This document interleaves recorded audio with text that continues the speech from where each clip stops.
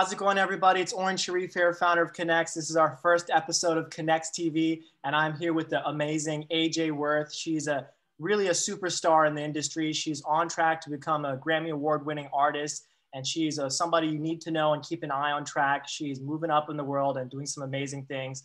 And I'd like to introduce you guys to AJ Wirth. She's based here right now, and we want to introduce you and get a little background who she is and what she's doing. Hey, AJ, how's it going? I'm great, thank you. I'm very excited to be on this with you today. We're so happy to have you. So we wanted to know, and to the audience and everybody, you know, your story, how you got started, you know, where you came from and how you arrived to this position and where you're going. We're all so excited to watch your growth. Thank you. Well, it's been such an amazing journey. And time flies when you're so engrossed in your goals. When I look back now, the past that I was living in, you know, it has just become a story. And so in my story, I was raised in a very strict upbringing, most consider a religious cult. And I was very, very, very faithful. And I always had that spiritual need and understanding because I was very intuitive. Which I had to hide growing up because there was just a fine line of what is, you know, good and what is bad and things like that.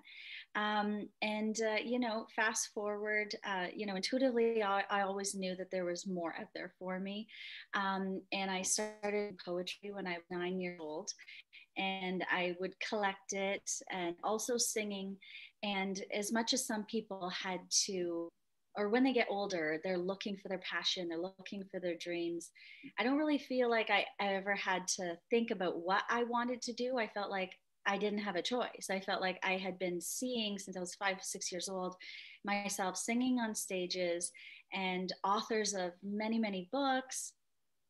So it was always there. I just always knew what I was going to do.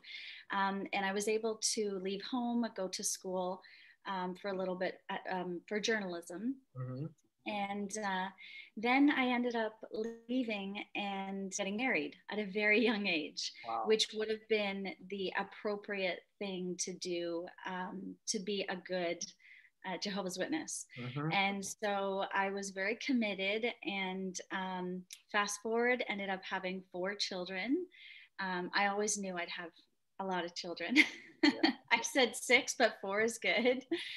Wow. And then, you know, I was just immersed in this life of, you know, some months knocking on doors, 70 hours a month, pregnant with 3 children, thinking that I was bringing the good news to people. And it was very imperative because I needed to bring it quick because all the signs of the news showed that Armageddon was coming and that all of humanity was going to die unless you were one of Jehovah's Witnesses. So, you know, I was very committed. I would do this for months, like I said, pregnant, going back in the car with 3 little ones. It was very committed. And in the meantime, I had a spinal injury. From an epidural that I had a spinal leak and fluid went up my spine, put pressure around my brain, and I ended up in convulsions and just like out of control, a crazy amount of pain. And so that was kind of how I started my search into personal development, is because I was such an active person, an active mother. And then I went from just normalcy to not being able to walk sometimes for 2 weeks at a time, just being in an uncontrolled amount of pain. So I started to do research and fell into information of Louise Hay, mm-hmm, and how affirmations can change your whole physiology of your body. And I thought, this can't be real. And so I thought, but what do I have to lose if everyone else is saying it's working? So I tried it and I started to self-heal, and doctors were doing MRIs saying, we're not sure how you're walking without morphine because, you know, your spine is a disaster. Basically, they wanted me to have surgery, and I said, I'm good. I'm doing meditation. And then from there, I ended up, it was a snowball effect. I ended up at a course that really helped women tap into uh, what they want and start thinking about questions that I had never been asked before. And I ended up at a book launch and met someone there, Marnie Kay actually, who invited me to an event that Bob was having, Bob Proctor, about 20 minutes from my home. And it was funny when she said his name, I kept thinking, I've heard this name before. And I had signed up my husband at the time for these emails to get, because there was this ad on the radio that just resonated with me. And it was crazy because I was getting the emails. And that night after the book launch, and she was talking all about this Bob Proctor, I come home and it was 1:30 in the morning, and I opened this email because I got these inspirational quotes for the day, and it made me think about things that I was never allowed to talk about. We were never allowed to use the word dream in my house or goals or anything like that, because we lived just for Armageddon to come. And, even saying, I have a gift of music or writing or poetry, that would mean taking away from the glory of God. So I loved these emails. And that night was the first night that I scrolled all the way down to the bottom. And I had been getting Bob Proctor emails for a year and didn't even know.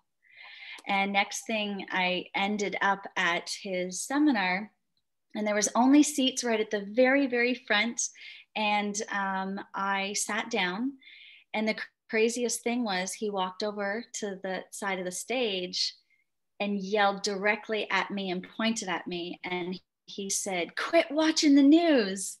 And he says, "I want you to stop watching the news for 2 weeks and see how you feel." And I was like, is he talking to me?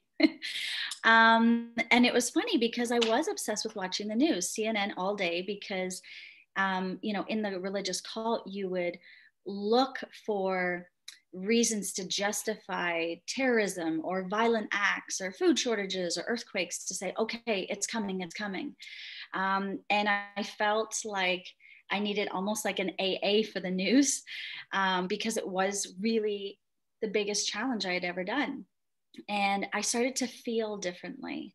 And, because of that, I ended up in other programs. I started studying deeply into Joe Dispenza, again, more seminars with Bob. And as you know, we attended the Matrix together. And it just opened my eyes to a whole existence that I didn't even know was possible. I know, pretty incredible experience. That I think that was in 2016, and when we both went there, I met Bob too, and I think I met Marnie Kay also. They're really incredible people, but I think Bob is a very special person. His abilities and what he can do. I think he's really good at showing you the type of person you really could become and breaking free of your dreams. So that experience was pretty amazing. So after the Matrix, what happened to you afterwards? Was your mind spinning? How did you get into the next level, let's say?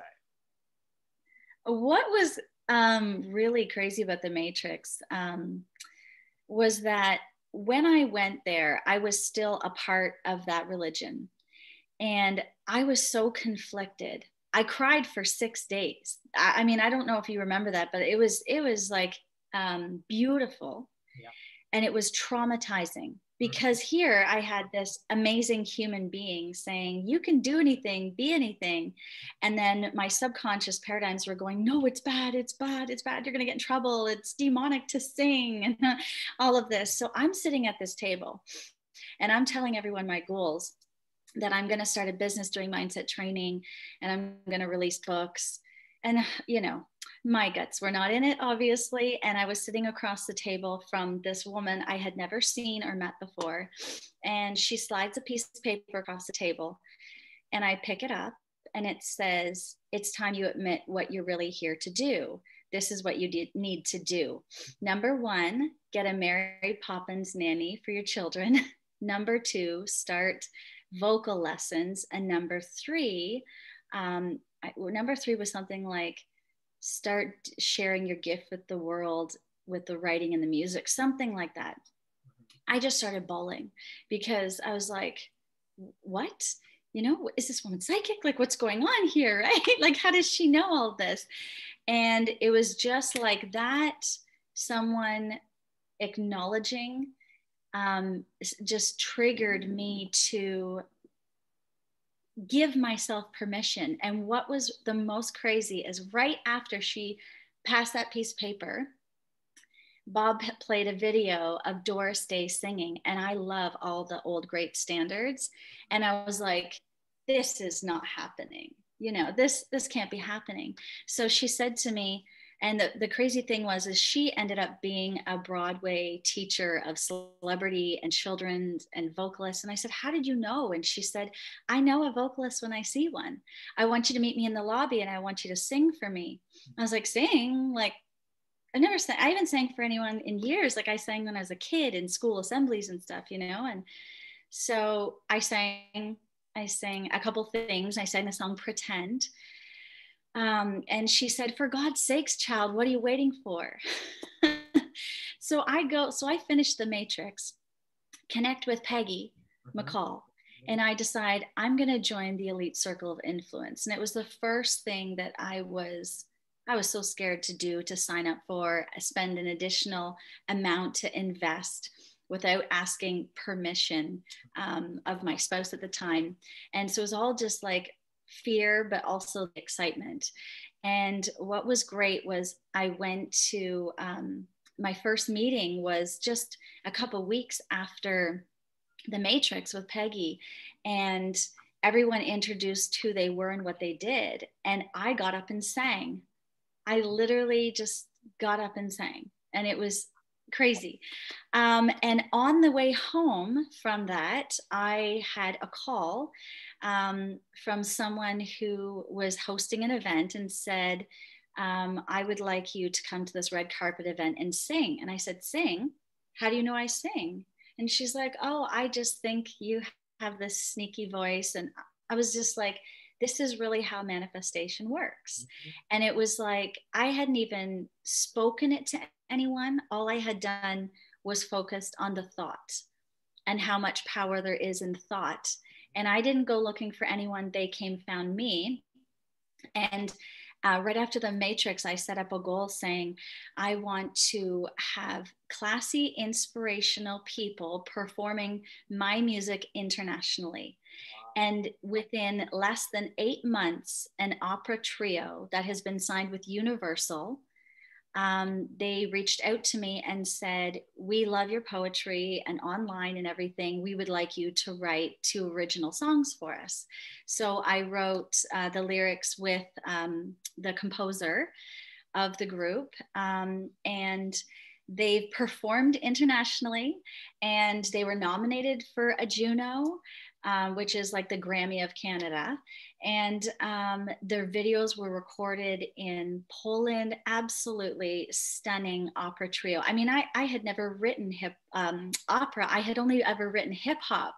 For a lot of friends. I would write lyrics because I could write them really quickly because it's just poetry.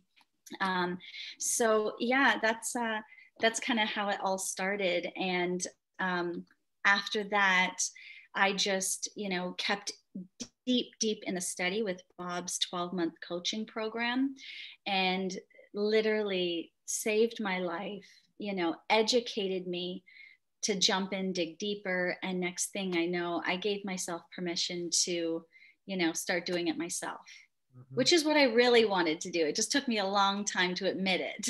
Yeah, exactly. It's just an amazing story. I've heard this so many times from other people at The Matrix, but I really feel like that Matrix we went to was really just like the movie The Matrix, and we entered this crazy zone of vibration and frequency, and it changed our life. But I really feel like you're destined to do something, because when I was talking to Bob, I really believe that you're really destined to do so. I feel like this whole time, maybe Alicia, you were born a singer, and this has been inside you growing up. I mean, did you have these feelings inside of like, one day I'll be a singer, like my childhood dream? Or do you think the combination of meeting these mentors and Bob kind of like awakened you to blossom into the person you're supposed to become? Absolutely. Yeah, awakening is 100% it, because I do feel like I was born to do this, because you know, the singing part takes more work from me, because that's such a, you know, confidence, and also the training to develop. When I first started singing, it was just very whispery, because it was like my throat chakra just was holding this fear, and I couldn't get the breath and all of that. And then the more I stayed in the study, again, awakening. And I also found studying, I just kind of became obsessed with quantum physics. I just became like this quantum physics nerd, like everything I could get my hands on, because when we can understand things on a scientific level, and how things that we think matter don't, it changes your whole perception. Because I had been studying a lot of personal development, but once I stepped into the understanding that Bob teaches about frequency, it really changed everything. And obviously there's so much more to learn, and it's work in progress, but yeah, it definitely allowed me to do those quantum leaps that U Squared, that book, talks about, right? Where it's like doing things differently, jumping. I've done a lot of really crazy, unconventional things. And one of my goals, once I actually officially left the religion, it was like just this whole curtain of darkness or something, it's hard to explain, came off. And, you know, it's that prison that Bob talks about. You can't escape a prison unless you know you're in one. And once I left, it just opened this whole essence, and, you know, divine femininity, everything to tap into and explore, and realize that there was so much more. I agree with you. You know, what you're saying resonates with me so much, because I was going through the same thing, just an engineer, and then Bob awakened me to start a software company and run a TV show. So I think it's amazing. But I just want to touch on something you said while you're going through this process. And I feel like a lot of people listening to, they hit something called the terror barrier, where it's something they really want to do, but they're not sure, but they keep hitting that. So what was it like for you while you're going through this and your paradigm is kicking in, thinking, I want to be a singer, but I don't know if I can do it. I want to be a singer, but I don't know. And then constantly, it's probably still happening even today sometimes. So what was that like for you? It was tough. It was tough. And, you know, I realize how strong I am and resilient. I mean, I feel like resilience is just like written all over me. And the one thing I will say that I have, you know, to harness the good coming from a religious cult, and I'm explaining this for a reason. Knocking on doors, you can imagine what that's like, doing that 30 hours, 50 hours, 70 hours a month. You can imagine the response I get, right? Every single day, bam, bam, no, thank you, get out of here. No, no, no. So being told no, I realize now, completely desensitized me. No means nothing. I would walk up to people's doors and I'd say, you know, I'm so sorry. I know you're not expecting me. Okay, you're not interested. Okay, thank you. Have a wonderful day. And I just kept this like on my face, on to the next. So no meant nothing. And I really believe that God allowed me to experience that, to be able to have that resilience and use those tools to be able to be sustainable. Because in the music industry, I mean, I've had so many people say no. I've had mentors that I thought were encouraging say, people are going to laugh at you, they're not going to take you seriously. And every time someone challenged me to a goal, that's like my incentive to go. And the terror barrier, it would hit me, but it just could never stay. And I don't really know how to explain that to people, but as I said, I feel like my dream or my purpose and passion was given to me. So I embody it, and it, you know, I would get scared. Yeah, I would cry. Sometimes I'd even set the timer on my stove and say, I'm giving you 10 minutes to have a little bee fit, and then you're going to get over it. But now I've been given the tools that I understand I'm going to hit a terror barrier. Like even right now, I've released 4 songs. I'm now at that place that I dreamed was like my biggest dream. And now I'm here, but now I have to go here, right? So I feel like sometimes it's like every week I get a terror barrier, because the more you grow, the more, like, the higher the leaps you go.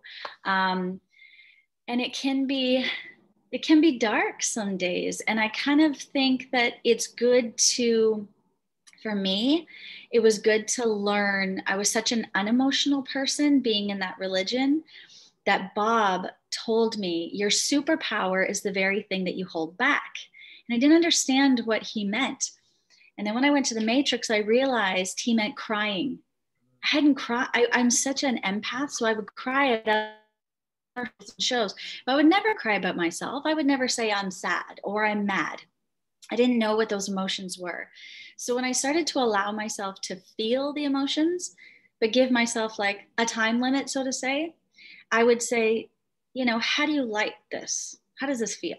And I have signs all over my house that say, how do you feel in this moment? And are those emotions going to get you where you want to be? And then I'll be like, oh, Alicia, stop it, snap out of it, you know? And that is kind of my go-to. When I have the terror barrier, I do things like I write on my hands, like with pen, marker. I put signs up all over my house. I do a lot of peculiar things, but I do what I got to do. Yeah, you're doing basically the habits and stuff, success that has taught you. So that's pretty amazing. So going back on the door knocking thing, must have been pretty difficult getting rejected in your face. Very similar story to like Sarah Blakely, the founder of Spanx. She was selling fax machines, going door to door. So it seems like that habit built you like discipline and resilience. And Bob talks about it all the time, how everything in the past has prepared you for the future. So all that stuff that you've done in the past is going to prepare you to lead you into the greatness that you're destined for. And maybe more no's and rejections as you're trying to rise up and become a Grammy award-winning artist, but you've already built these habits in you to keep going. So it's amazing. So that's great job with that. Thank you. The next thing I want to talk about a few things. You talked about mentors and people come in your life, but more importantly, I want to talk about the songs, the music. Let's get to the music here. We want to know, what kind of music are you writing? What's the latest songs that came out? And like, what's going on with music in your life? What's the latest stuff you've done and how's that going? Well, it's definitely been this literally miraculous experience. You do have to be careful what you wish for. The universe is listening. And if you're very emotional and in tune with your frequency and like the desire is really burning, you really got to be clear. And I've fumbled. I fumbled hard. Like I failed hard. My first song, it was this beautiful miracle because I hadn't left the religion yet. And I said to my sister, I'm going to get the producer of Erykah Badu, who did the Baduism album. I loved it. I had to hide it when I was a kid. Mm-hmm. So I said, I'm going to get that producer to make my music, and she like laughed and rolled her eyes. And I spent 4 days meditating. And I mean, in gratitude, like gratitude is my go-to. If I have a bad attitude or I'm feeling sorry for myself, it's because I'm thinking too much about myself. So I was just like in this zone. And within 4 days, the producer reached out to me on Instagram. Wow. I ended up flying out to Dallas twice, recorded amazing music. Mm-hmm. I thought I did everything right. And, everything happens is either a lesson or a blessing. Mm-hmm. And the lessons were hard. I mean, I got back to Canada and had this experience where he was dishonest and didn't release the music. And I had to hire, Canada's greatest lawyers. And then I decided to drop it. I thought, I understand frequency. I don't need to chase anyone for this. What is meant for me will come back to me. And I did stop singing pretty much for almost 6 months. It was the first time I can honestly say I ever experienced heartbreak. That's when I knew I had to do this, because I don't think anything could have made me more sad. But experiencing that was such a good awakening because, I was very naive. And from there, I was able to understand what I was capable of. And it just opened so many doors.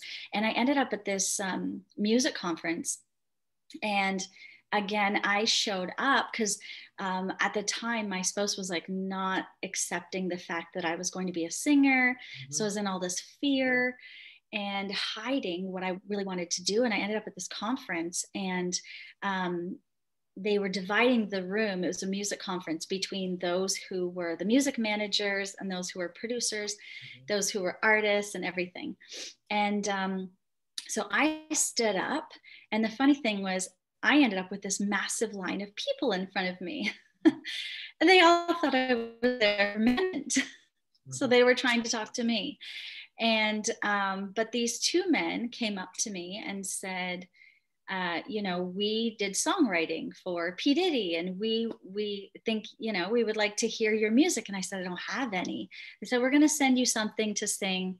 So they sent it to me. I sent it back, and they said, you can sing. So next thing I know, long story short, I was in Peggy's Elite Circle of Influence, amazing group of people.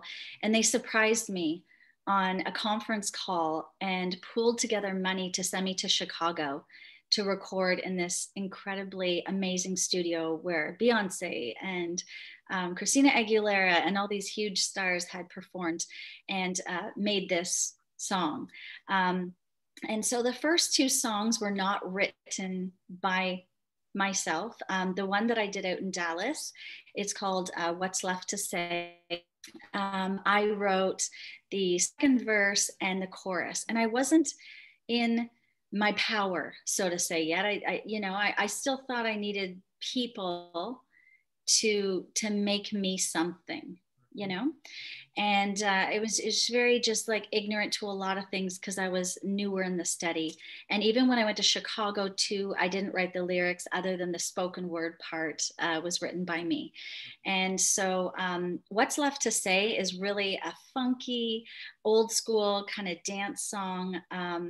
And very fun, sassy.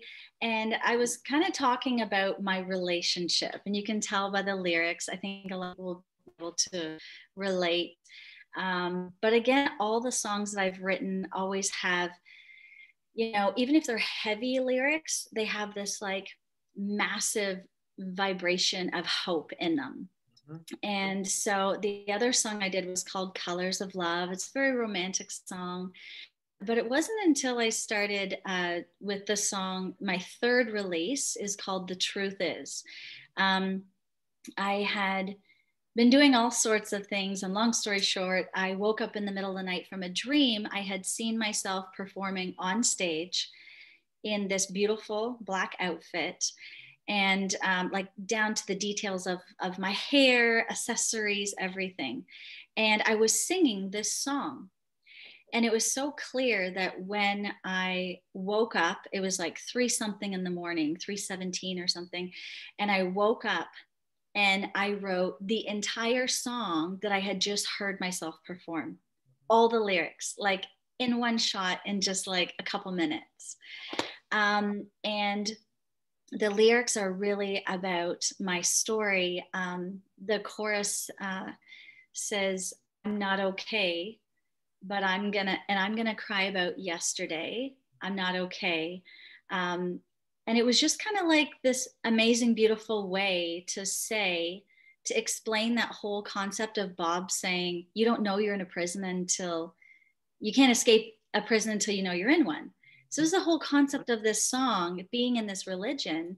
The opening lyrics are, I can show off my smile, I can wave a hello, I can say that I'm good and no one has to know.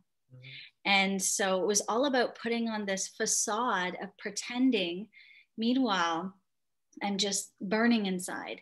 And then the bridge says, it's so easy to be everything that they made me. Now it's time for me to say, I'm not okay.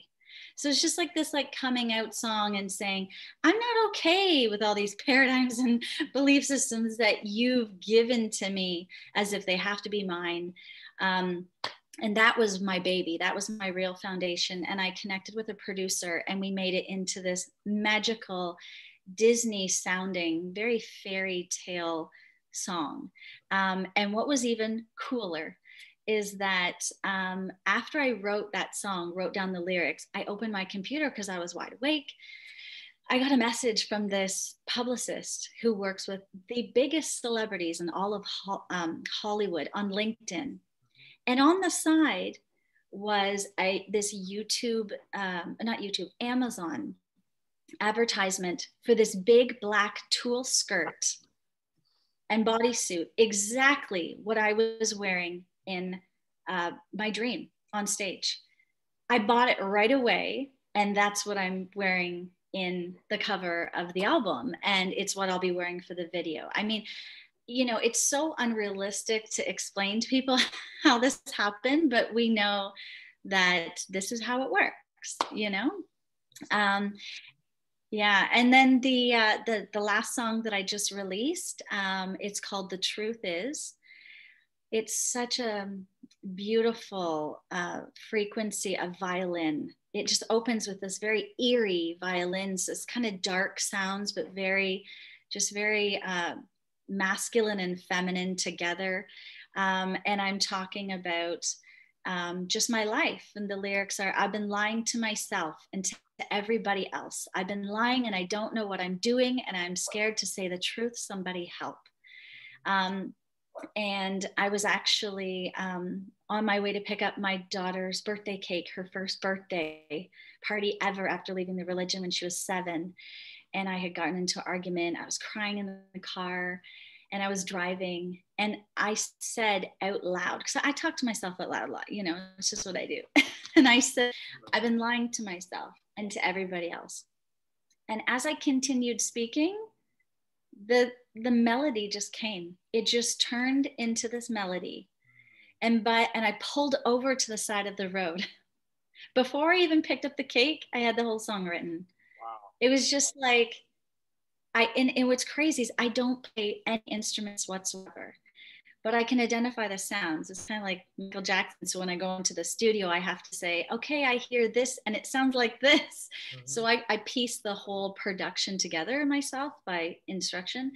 But yeah, as I write, the music is playing already for me. It's very cool. And so, yeah, that one, the 2 songs that I wrote originally by myself, because now I've really stepped into understanding my greatness. And I say that humbly speaking, but, you know, just accepting and being able to say, I have a beautiful gift that can really help the world. Mm-hmm. And those 2 songs are, you know, they're making a different kind of impact. And when I released the song "The Truth Is," I released it on United Nations Violence Against Women Day. So it just had some sort of meaning and representation for me, and a way to give back as well. That's amazing, Alicia. Just all your stories just resonate so well. Just a side note, I love the titles of the song that you have and the names. It's just so amazing. I feel like it just hits it right on the head. Another thing, you know, Bob told me a long time ago, everything you're seeking is seeking you. So I think by thinking of this, your songs in your head and you're producing them out is pretty incredible. Also, the fact that the second that you get the inspiration, you stop, pulled over, and just wrote the whole thing. There's so many people that think of something, that want to do it later, but you've created a habit of just doing exactly what you need to do at the time you need to do it, right? Yeah. Sometimes I'm in a conversation with someone and they say something to me and I'll literally go, hang on a sec, I need a voice memo, and I'll just sing into my phone. Mm-hmm. And then I, can go back to it. But absolutely, when you are sure, an assured expectation of what you know that you're supposed to do, it flows, right? And what I love about what I'm doing now, writing my own music, is that each song I release tells a progressive story, even in the outfits that I wear, even in the way it's delivered. It's this transitional process of my personal story. So the first song is "The Truth Is," and then "I've been lying to myself." or no, just I've Been Lying. And then Forgiveness is a BITCH is the next one. It's such an amazing song because forgiveness is necessary to free ourselves, but it's still a pain in our butt, right? So it's a dance song. It's really fun, and it kind of lightens up the idea of forgiveness. And again, it's pop music. So not like anything where you feel like you're being lectured. You're going to feel like you can relate to it. And it has just like bumping bass. It's amazing. And then the song after that is I've Got a Voice Now. So, you know, showing it's just a very inspiring, you know, song about coming into your voice. It's kind of like the Roar song by Katy Perry. That type of, you know, I've got a voice now and I'm here to use it and I'm going to share it and you're going to hear it. And then again, so on, my songs continue this story. And there's so many more that I'm so excited to release too. That's so amazing. You know, Alicia, you're an inspiration to everybody, all these up and coming rising singers, maybe people who are thinking they want to do something, but they don't know if they can do it. They can look at you. So where can they find your music and stuff? Where are you? What's your social media stuff? Where can they find all the music? Well, everything is under AJ Wirth, so AJWIRTH. And just so you know, that is not my name. I will explain. Actually, I wish, can I run and grab my book real quick to show you? Okay, 1 second. That's fine. Everyone that's watching Konnex TV, Alicia AJ Wirth is our first guest on the show. So you guys pay attention. She's really amazing and inspiring. She inspires me to do some more things. So she's a pretty incredible person. And let's check out the book. Let's see it. Let's talk about the book too. Well, this will be the first. Let's turn it so you can see. That will be the first book. Amazing. Released. Great cover. And actually, yeah, Bob actually endorsed this along with some very special people in my life. And so the title Wirth was, I was writing one day, this is before anything. I was writing, what if I'm going to figure out what I want, I have to think about what I really think honestly. So I wrote down at the top what I really think honestly on a lined piece of paper. And I decided to make that the title of my first book. So Wirth stands for what I really think honestly. And that just became my pen name. So AJ stands for Alicia Joseph, and Wirth is just became my pen name, AJ Wirth. And I decided to keep it as my artist name. And you can see the size of this book. There's like 400 pages. I have been collecting writings, like I said, since I was a child. And actually there are some poetry in here from when I was 9 and 12 and 16. And I wasn't sure if I was going to include it, but I wanted to show a process of progression and growth. And so I have a little section in there called Young Days. But since then, I write every day. I have this strange connection to language. So I'll put on, you know, classical music and I just go into this zone and I start writing. And most of the times I don't remember anything that I've written, but I love it. I'll go back after. And especially on the quarantine time, I wrote I think the book is like 576 pages, both sides. I mean, I've just been writing by hand. So I have 14 handwritten books that I'm typing into 8 different books right now. So they're all essentially done. I'm just typing.